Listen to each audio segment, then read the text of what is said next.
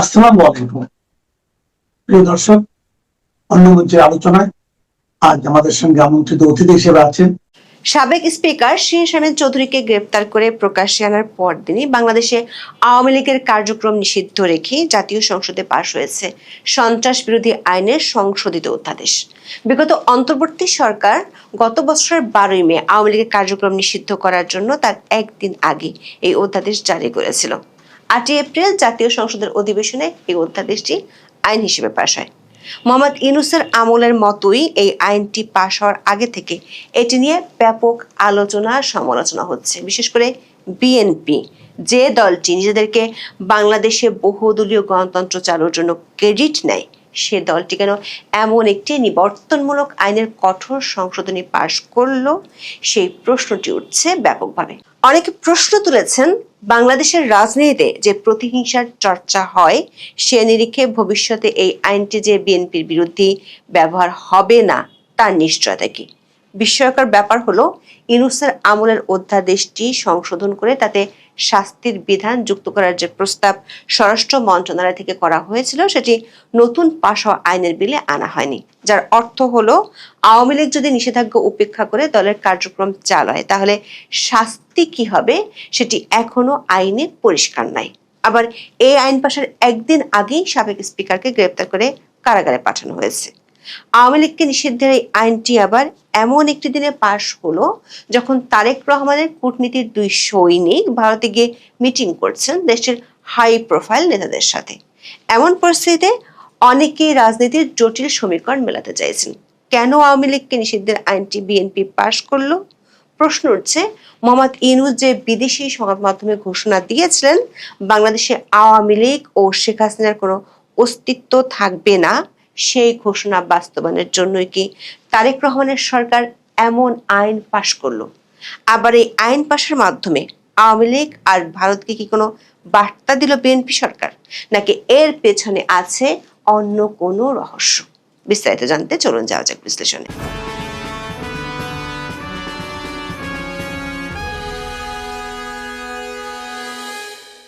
2024 সালের 5ই আগস্ট আওয়ামী লীগের পতনের 3 দিনের মাথায় অন্তর্বর্তী সরকার প্রধান হয়েছিলেন মোহাম্মদ ইউনূস।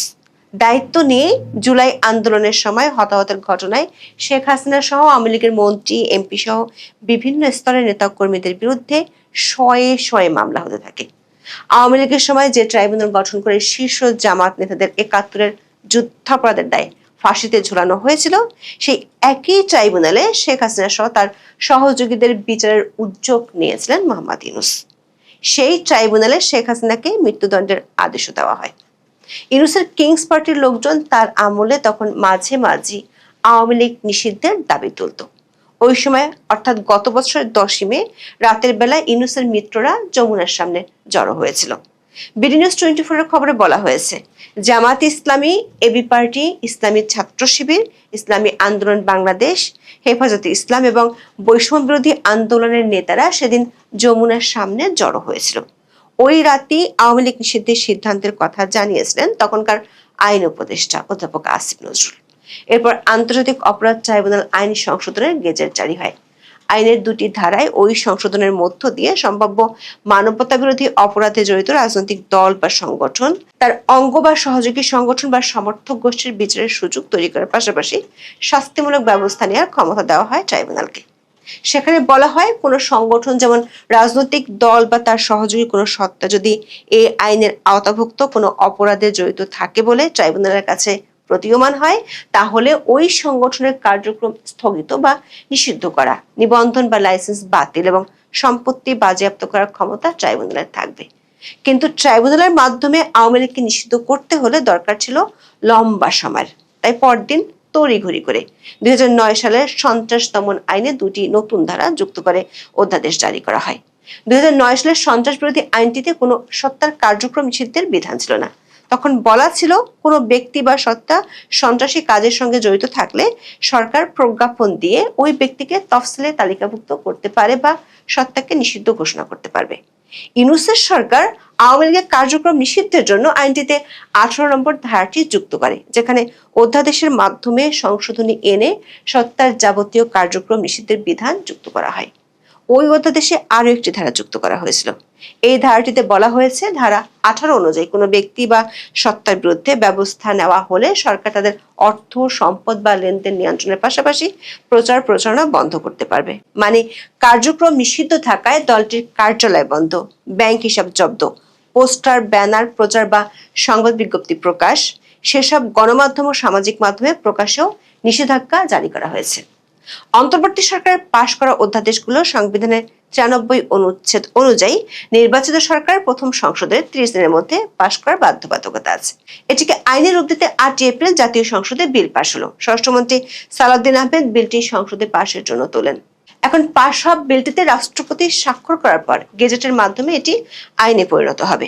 বিবিসি বাংলার খবরে বলা হয়েছে, বিএনপির দীর্ঘকালের রাজনৈতিক প্রতিদ্বন্দ্বী আওয়ামী লীগের রাজনৈতিক কার্যক্রমে নিষেধাজ্ঞা থেকেই গেল এবং বিলটি সংসদে পাশের পর আওয়ামী লীগ সমর্থকরা সামাজিক মাধ্যমে এর সমালোচনা করে এর দায় বিএনপিকে নিতে হবে বলেও মন্তব্য করছেন। বিলটি পাশের সময় সংসদে এ নিয়ে আলোচনার সুযোগ দেওয়ার দাবি করেছিলেন বিরোধী দলীয় নেতা ও জামাত ইসলামের আমির ডক্টর শফিকুর রহমান। তিনি সংসদে বলেছিলেন, এটি অবশ্যই একটি স্পর্শকাতর আইন। আইনটি পাশের জন্য তাদের আরেকটু সময় দেওয়া হোক। বিএনপির পক্ষ থেকে অবশ্য বলা হচ্ছে, তারা এই আইনে নতুন কিছু যোগ করেননি, শুধু অন্তর্বর্তী সরকারের সংশোধনী অধ্যাদেশটি পাশ করেছে। বিলে বলা হয়েছে, কোনো ব্যক্তি বা সত্তা সন্ত্রাসী কাজের সঙ্গে জড়িত থাকলে সরকার প্রজ্ঞাপন দিয়ে সত্তাকে নিষিদ্ধ ঘোষণা ও তফসিলে তালিকাভুক্ত করতে পারবে বা সত্তার যাবতীয় কার্যক্রম নিষিদ্ধ ঘোষণা করতে পারবে। বিলে আরো বলা হয়েছে, এই সত্তা বা তার পক্ষে বা সমর্থনে যে কোনো প্রেস বিবৃতির প্রকাশনা বা মুদ্রণ কিংবা গণমাধ্যম, অনলাইন, সামাজিক যোগাযোগ মাধ্যম বা অন্য যে কোনো মাধ্যমে যে কোনো ধরনের প্রচারণা অথবা মিছিল, সভা সমাবেশ বা সংবাদ সম্মেলন আয়োজন বা জনসমক্ষে বক্তব্য প্রদান নিষিদ্ধ করবে। তবে এর আগে গণমাধ্যমের খবর বেরিয়েছিল, স্বরাষ্ট্র মন্ত্রণালয় থেকে এই বিলে একটি সংশোধনী যুক্ত করার সুপারিশ করা হয়েছিল। অন্তর্বর্তী সরকার 133টি অধ্যাদেশ পর্যালোচনার জন্য সংসদীয় বিশেষ কমিটি গঠন করা হয়। 4 এপ্রিল দৈনিক সমকালে প্রকাশিত খবরে বলা হয়েছে, সন্ত্রাস বিরোধী অধ্যাদেশটি সংসদে পাশের সুপারিশ করেছিল স্বরাষ্ট্র মন্ত্রণালয়। মন্ত্রণালয়ের মতামতে বলা হয়েছে, কার্যক্রম নিষিদ্ধ সত্তা কার্যক্রম পরিচালনা করলে সাজার বিধান নেই অধ্যাদেশে। সাজার বিধান যুক্ত করা যেতে পারে। নিষিদ্ধ সংগঠনের জন্য আইনের 16 ধারা যেসব সাজার বিধান রয়েছে সেগুলি প্রযোজ্য হবে কার্যক্রম নিষিদ্ধ সংগঠনের জন্য। 8 এপ্রিল দৈনিক প্রথম আলোর খবরে বলা হয়েছে, 15টি বিল সংশোধিত আকারে অনুমোদনের সুপারিশ করা হয়েছিল। তার একটি সন্ত্রাস বিরোধী সংশোধন অধ্যাদেশ। তবে আজ এ সংক্রান্ত যে বিল পাশ হয়েছে সেখানে কোনো সংশোধনী আনা হয়নি। তার অর্থ হলো, এই আইনে দলের কার্যক্রম নিষিদ্ধ থাকলেও যদি কেউ সেই নিষেধাজ্ঞা উপেক্ষা করে তাহলে শাস্তি কি হবে সেটি পরিষ্কার নাই। আইন বিশেষজ্ঞরা বলছেন, তাহলে কেউ যদি নিষেধাজ্ঞা না মানে তাহলে তার বিরুদ্ধে আদালত কি ধরনের ব্যবস্থা নেওয়ার নির্দেশ দিবেন সেটিতে এই আইনে সুস্পষ্টভাবে কোনো কিছু উল্লেখ নেই। সংসদে 8 এপ্রিল এই আইনটি পাশ হওয়ার বহু আগে থেকে, বিশেষ করে ইউনূসের আমল থেকে এই অধ্যাদেশটি নিয়ে সমালোচনা হচ্ছিল। জাতিসংঘ থেকে শুরু করে অনেক দেশ ও সংস্থা দল নিষিদ্ধের বিরুদ্ধে বক্তব্য, বিবৃতি দিয়েছিল। এমনকি বিএনপি শীর্ষ নেতৃবৃন্দের পক্ষ থেকেও বলা হয়েছিল, তারা কোনো দল নিষিদ্ধের পক্ষে নয়। বিএনপির পক্ষ থেকে প্রায় জোর গলায় দাবি করা হয়, দলটি বাংলাদেশে বহুদলীয় গণতন্ত্র প্রবর্তন করেছিল, যেটির একক ক্রেডিট তারা নিতে চায়। প্রশ্ন উঠেছে, বিএনপিকে আইন পাশের মাধ্যমে সেই ক্রেডিটকে জলাঞ্জলি দিল না। আবার অনেকে মনে করেন, বাংলাদেশে যেভাবে প্রতিহিংসার রাজনীতির চর্চা করা হয় সেখানে এই ধরনের আইন ভবিষ্যতে যখন বিএনপি ক্ষমতায় থাকবে না তখন তাদের বিরুদ্ধে প্রতিপক্ষরা ব্যবহার করতে পারে, এমন আশঙ্কার কথা খোদ তারেক রহমানই বলেছিলেন। এই বছরের 28 জানুয়ারি বর্তমান প্রধানমন্ত্রী তারেক রহমানের একটি সাক্ষাৎকার ছাপা হয় বিখ্যাত টাইম ম্যাগাজিনে। সেখানে তিনি বলেছিলেন, নীতিগতভাবে কোনো দল নিষিদ্ধ করার পক্ষে তিনি নন। টাইম ম্যাগাজিনকে তিনি বলেছিলেন, আজ যদি একটি দল নিষিদ্ধ করা হয় তবে কাল আমার দলও নিষিদ্ধ হবে না তার নিশ্চয়তা কি।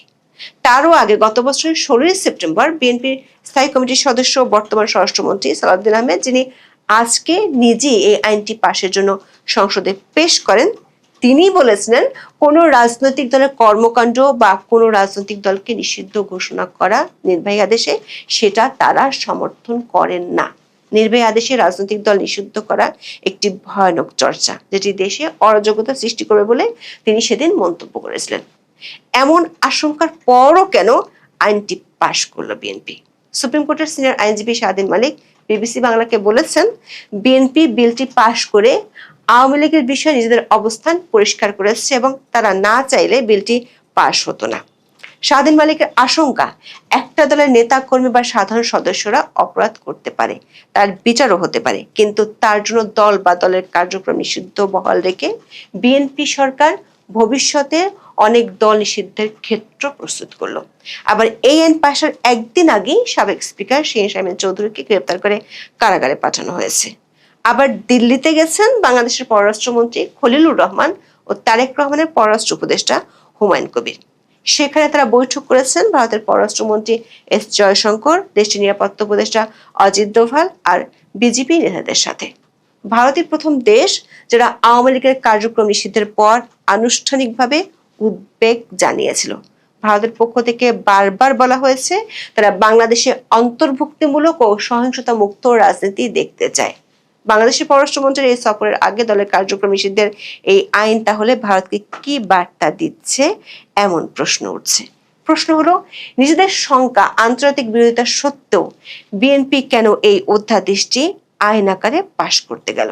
অনেকে আশঙ্কা করছেন, নির্বাচিত সরকার আসার পর যখন আওয়ামী লীগ নিজেদের কিছুটা হলেও গোছাতে শুরু করেছে, সেই সময় এই আইনের পাশের মধ্য দিয়ে বিএনপি কি ইউনূসের পথেই হাঁটছে? 2024 সালের 30 অক্টোবর ব্রিটিশ সংবাদ মাধ্যম দ্য ফিনান্সিয়াল টাইমসে তখনকার প্রধান উপদেষ্টা মোহাম্মদ ইউনূসের একটি সাক্ষাৎকার ছাপা হয়েছিল। সেই সাক্ষাৎকারে তিনি বলেছিলেন, সাবেক প্রধানমন্ত্রী শেখ হাসিনা এবং তার দল আওয়ামী লীগ কোনো স্থান পাবে না বাংলাদেশে। অবশ্য আন্তর্জাতিক চাপে কিছুদিনের মধ্যে ইউনূস তার বোল পাল্টে ফেলেছিলেন। 2025 সালের 20 মার্চ মোহাম্মদ ইউনূস বলেছিলেন, আওয়ামী লীগকে নিষিদ্ধ করার কোনো পরিকল্পনা তার সরকারের নেই।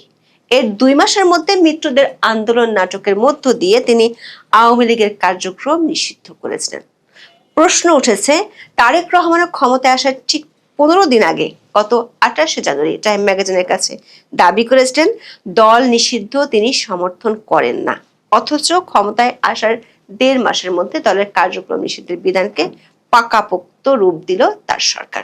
প্রশ্ন উঠেছে, তাহলে কি মোহাম্মদ ইউনূসের সেই বক্তব্য শেখ হাসিনা এবং তার দল আওয়ামী লীগ কোনো স্থান পাবে না বাংলাদেশে সেটার বাস্তবায়নই, কিংবা ঘুরিয়ে বললে ইউনূসকে খুশি করতে বিএনপি এমন আইন পাশ করলো?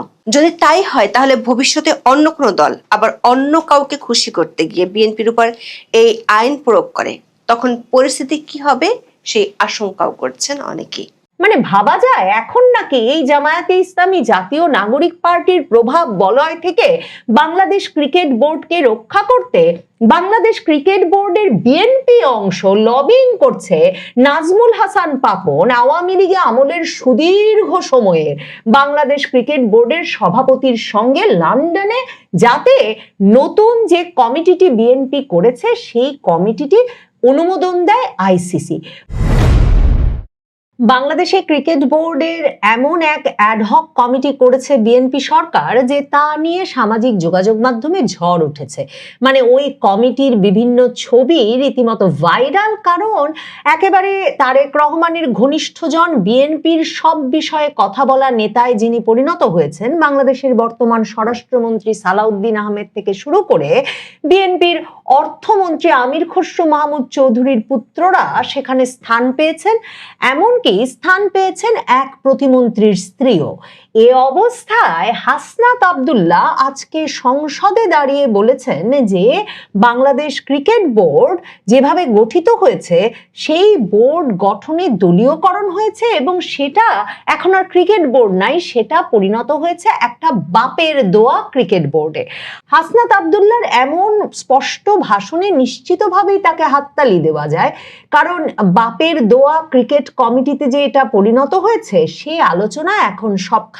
কিন্তু বিস্ময়ের ব্যাপার হচ্ছে, মনে করে দেখা অত্যন্ত প্রয়োজন যে অন্তর্বর্তীকালীন সরকারের আমলে হাসনাত আব্দুল্লাহর ঘনিষ্ঠ বন্ধু, তাদের আন্দোলনের সহযোগী আসিফ মাহমুদ সজীব ভুঁইয়া যুব ক্রীড়া মন্ত্রণালয়ের উপদেষ্টা পদে বসে ক্রিকেট বোর্ড সহ ক্রীড়া ক্ষেত্রের প্রত্যেকটি প্রতিষ্ঠান নিয়ে যে ৯-৬ করেছিলেন সে বিষয়ে কখনো টু শব্দ করতেও দেখা যায় নাই হাসনাত আব্দুল্লাহকে। কাজেই সালাউদ্দিন আহমেদ আবার এই হাসনাত আব্দুল্লাহর মন্তব্যের জবাবে দাঁড়িয়ে সংসদে বলেছেন যে অন্তর্বর্তীকালীন সরকারের সময় তৎকালীন ক্রীড়া উপদেষ্টা ক্ষমতার অপব্যবহার করে সারা বাংলাদেশের জেলা কমিটিকে প্রভাবিত করেছিলেন, সরকারি ক্ষমতার সর্বোচ্চ প্রয়োগ করে একতরফাভাবে বিসিবির একটা বডি করা হয়েছিল। কাজেই সালাউদ্দিন আহমেদ বলেন তারা কোনো বাপের দোয়া মায়ের দোয়া কমিটি করেন নাই। এতদিন শুনতাম মায়ের দোয়া পরিবহন আছে, তখন তিনি একরকমের কৌতুকের সুরে বলছেন, কারণ তিনি তো জানেন তার দোয়াতেই বা তার নামের দয়াতেই তার পুত্র পর্যন্ত গিয়ে ক্রিকেট বোর্ডের পরিচালকের পদ পেয়ে বসে পড়েছেন। কাজেই সালাউদ্দিন আহমেদ বলেছেন, মাননীয় সংসদ সদস্য হাসনাতের কল্যাণে জানলাম বাপের দোয়া কমিটিও আছে। হাসনাত আব্দুল্লাহ আসলে শুধুমাত্র ক্রিকেট বোর্ডের কথা বলেন নাই। হাসনাত আব্দুল্লাহ অভিযোগ করেছেন যখন ক্রিকেট বোর্ড সম্পর্কে, তখন তিনি বলেছেন বাংলাদেশ ব্যাংক দখল করা হয়েছে, এখন বিসিবি দখল করে বানানো হয়েছে একে বাপের দোয়া ক্রিকেট বোর্ড। কাজেই সালাউদ্দিন আহমেদ তখন অভিযোগ করে বলেন বিশ্ববিদ্যালয় ইন্টারিম গভর্নমেন্টের সময় বাংলাদেশ ব্যাংক কারা দখল করেছিল সেটা মানুষ জানে, কাদের নেতৃত্বে কিভাবে দেশের অর্থনীতিতে নৈরাজ্য করা হয়েছিল। আমরা মনে করেছিলাম দেশের অর্থনীতি পুনরুদ্ধারে তারা কাজ করবে, বিপরীত করে আমরা এখন সাফার করছি। তিনি আরো প্রশ্ন তোলেন, সমস্ত বিশ্ববিদ্যালয়ের ভিসি সহ অন্যান্যদের কারা নিয়ন্ত্রণে নিয়েছিল? মানে এখন সংসদে রীতিমতো কামড়াকামড়ি শুরু হয়ে গেছে যে হাসনাত আব্দুল্লাহরা কেন ভাগ পাচ্ছেন না, আর বিএনপি নেতাদের মনে ক্ষোভ যে 2024-এর 5ই আগস্টে শেখ হাসিনা সরকারের পতন ঘটানোর পর কেন সবকিছু জামায়াতে ইসলামী আর জাতীয় নাগরিক পার্টি দখল করে নিল। বিসিবি থেকে শুরু করে বিশ্ববিদ্যালয় থেকে শুরু করে বাংলাদেশ ব্যাংক সব তো এতদিন তারাই দখলে রেখেছিল। কাজেই বিএনপি নেতাদের এখনকার দাবি হচ্ছে যে তারা যেহেতু নির্বাচিত হয়েছেন এখন তাদেরকে ভোগ দখলের সময় দেওয়া হোক। আর হাসনাত আব্দুল্লাহদের আপত্তির কারণ হচ্ছে তাদের ভোগ দখলের সময় একদম শেষ হয়ে গেছে আর বিএনপি তাদেরকে কোনো ভাগই দিচ্ছে না। এই বিসিবি নিয়ে এমন এক কেলেঙ্কারি শুরু হয়েছে যে 2024-এর 5ই আগস্টের পর এখন পর্যন্ত মোট 3 জন সভাপতি পেয়েছে বাংলাদেশ ক্রিকেট বোর্ড এই 2 বছরের মতো সময়ের মধ্যে। মানে একটা যেন মিউজিক্যাল চেয়ার চলছে বাংলাদেশ ক্রিকেট বোর্ডের সভাপতি পদ নিয়ে। প্রথমে 2024-এর আগস্টে শেখ হাসিনা সরকারের পতনের পর বাংলাদেশ দলের সাবেক ক্রিকেটার ফারুক আহমেদকে এনে সেই ক্রিকেট বোর্ডের সভাপতি করা হয় এবং তখন একটা কমিটি গঠন করে দেওয়া হয়। কিন্তু আসিফ মাহমুদ সজীব ভুইয়া যুব ক্রীড়া মন্ত্রণালয়ের দায়িত্ব পাওয়ার পর তিনি দেখেন যে এই বোর্ড যদি তিনি তার মনের মতো সাজিয়ে নিতে পারেন তাহলে বিভিন্ন জায়গায় ওই যে সালাউদ্দিন আহমেদ যে অভিযোগটা করেছেন যে জেলায় জেলায় কাউন্সিলর নিয়োগ করতেও তিনি যে পরিমাণ টাকা বানাতে পারবেন সেই সুযোগটা তার হেলায় হারানো উচিত হবে না। কাজেই হঠাৎ করেই 2025-এর জুনে তিনি ফারুক আহমেদকে অপসারণের প্রচেষ্টা শুরু করেন। তিনি নিজে ডেকে ফারুককে পদত্যাগ করতে বলেন। ফারুক আহমেদ পদত্যাগে রাজি না হলে তখন বাংলাদেশ ক্রিকেট বোর্ডের পরিচালনা পর্ষদে যারা ছিলেন এরকম 9 জন পরিচালককে দিয়ে ফারুক আহমেদের নামে অনাস্থা আনিয়ে তাকে পদত্যাগে বাধ্য করা হয়। ফারুক আহমেদও তখন কিন্তু জায়গায় জায়গায় ঘুরেছেন, উচ্চ আদালতে পর্যন্ত গেছেন যে তার এই অপসারণের আদেশ কেন অবৈধ হবে না। ক্রিকেটার ফারুকের বিরুদ্ধে তখন 250 কোটি টাকা বিসিবির ফান্ড থেকে 9/6-এর অভিযোগ তদন্ত শুরু করে দুদক এবং ফারুককে সরিয়ে আসিফ মাহমুদ সজীব ভুইয়া আমিনুল ইসলাম বুলবুলকে নিয়ে আসেন বাংলাদেশ ক্রিকেট বোর্ডের সভাপতি পদে।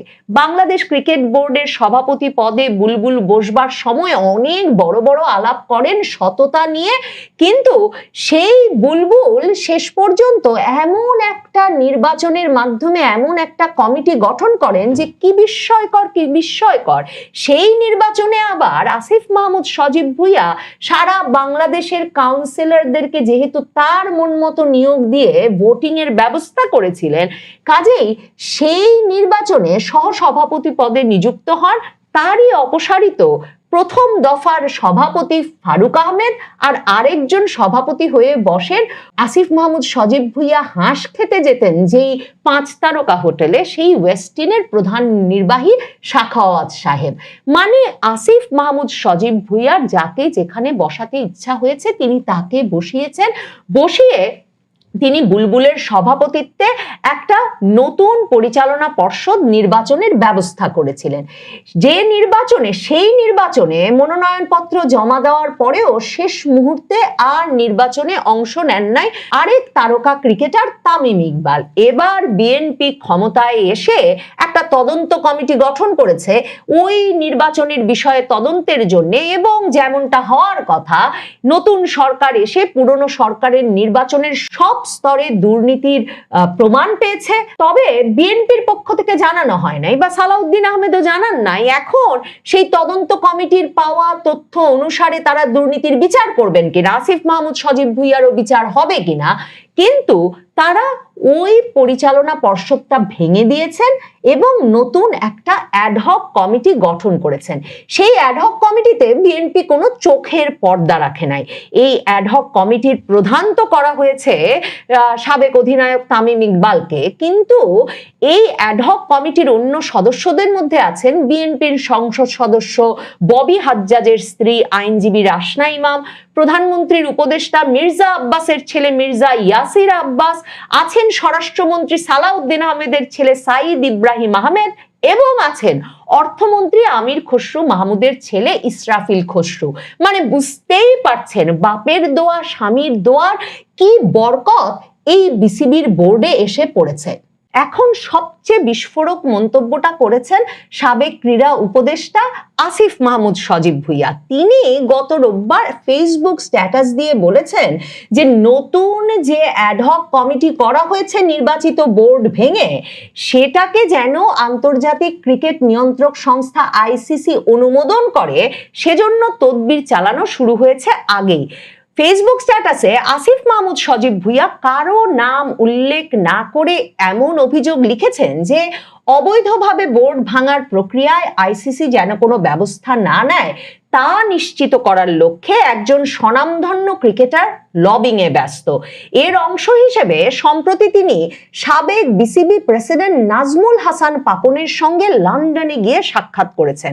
সেখানে তিনি আইসিসি প্রেসিডেন্ট অমিত শাহের পুত্র জয় শাহর সঙ্গে বৈঠকের ব্যবস্থা করে দিতে নাজমুল হাসান পাপনকে অনুরোধ জানান। মানে ভাবা যায় এখন নাকি এই জামায়াতে ইসলামী জাতীয় নাগরিক পার্টির প্রভাব বলয় থেকে বাংলাদেশ ক্রিকেট বোর্ডকে রক্ষা করতে বাংলাদেশ ক্রিকেট বোর্ডের বিএনপি অংশ লবিং করছে নাজমুল হাসান পাপন আওয়ামী লীগে আমলের সুদীর্ঘ সময়ের বাংলাদেশ ক্রিকেট বোর্ডের সভাপতির সঙ্গে লন্ডনে, যাতে নতুন যে কমিটিটি বিএনপি করেছে সেই কমিটিটি অনুমোদন দেয় আইসিসি। এখন আমিনুল ইসলাম বুলবুল নিজেকে এখনো বৈধ নির্বাচিত সভাপতি হিসেবে দাবি করছেন।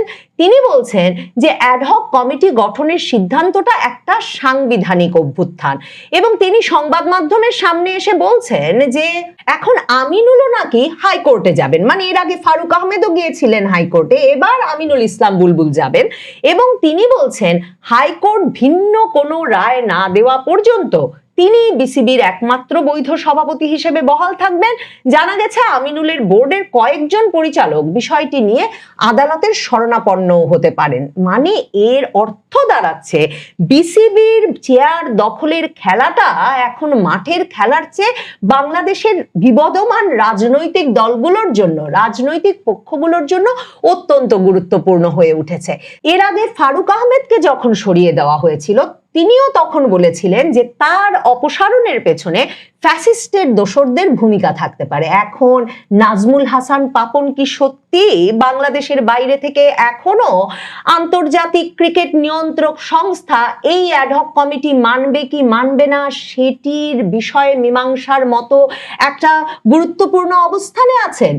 এই সব নাটক বা আইনি লড়াইয়ের সঙ্গে কি সাকিব আল হাসান যে বারবার বিভিন্ন সাক্ষাৎকার এবং ফেসবুক স্ট্যাটাস দিয়ে এই ইঙ্গিত দিচ্ছেন যে খুব শিগগিরই তিনি বাংলাদেশের মাঠে ক্রিকেট খেলতে ফিরতে চান, এর কোনো সম্পর্ক আছে? এই সব প্রশ্নের উত্তর সম্ভবত আগামী মাসগুলোতে পাওয়া যাবে। তবে অ্যাডহক কমিটির সভাপতি ঘোষিত হবার পর দেরি করেন নাই তামিম ইকবাল। তিনি বিসিবি কার্যালয়ে গতকাল বিকেলে গিয়েই সভাপতির চেয়ারে বসে পড়েছেন।